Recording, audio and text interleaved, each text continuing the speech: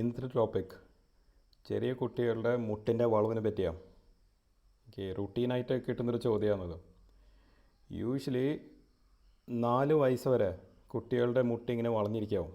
അതായത് ഇത് തുടയുടെ എല്ലാണെന്ന് വിചാരിച്ചോ, ഇത് കാലിൻ്റെ എല്ലാണെന്ന് വിചാരിച്ചോ. സാധാരണ ഇത് കുട്ടികൾ 4 വയസ്സ് വരെ ഇങ്ങനൊരു വളവുണ്ടാവും. അത് നോർമലാണ്. 4 വയസ്സ് തൊട്ട് 7 വയസ്സാകുമ്പോൾ അത് സ്ലോ ആയിട്ട് ഇങ്ങനെ സ്ട്രെയിറ്റ് ആയിക്കൊണ്ടിരിക്കും. പിന്നെ 7 വയസ്സാകുമ്പോൾ അത് തിരിച്ചാവും. തുടയുടെ എല്ലും കാലിൻ്റെ എല്ലും തമ്മിൽ ഒരു ഔട്ട്വേർഡ് ബെൻഡ് വരും. അത് നോർമലാണ്. ബട്ട് ചില അസുഖങ്ങൾ വന്നാൽ മുട്ടിങ്ങനെ വളയാൻ തുടങ്ങും. ഏറ്റവും കോമൺ അസുഖം വൈറ്റമിൻ ഡി കുറയുമേ, റിക്കറ്റ്സ്. എക്സ്റേ എടുത്താൽ മതി. എക്സ്റേ എടുത്താൽ നമുക്കിതിന് ഡയഗ്നോസിസ് കിട്ടും. എക്സ്റേയും ബ്ലഡ് ടെസ്റ്റ് പിന്നെ കുറച്ച് ക്ലിനിക്കൽ ഫൈൻഡിങ്സ് ഉണ്ട്, പരിശോധിച്ചിട്ട് നമുക്ക് ഡയഗ്നോസിസ് കിട്ടും.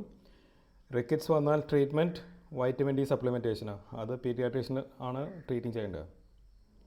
യൂഷ്വലി വൈറ്റമിൻ ഡി കറക്റ്റ് ആയാൽ ഈ വളവ് ശരിയാവാറുണ്ട്. നോർമൽ കുട്ടികൾക്ക് വൈറ്റമിൻ ഡി ലെവൽസ് നോർമൽ ആണെങ്കിൽ 4 വയസ്സാവുമ്പോൾ സ്ലോ ആയിട്ട് ഇങ്ങനെ മുട്ട് സ്ട്രൈറ്റ് ആവും. Thank you.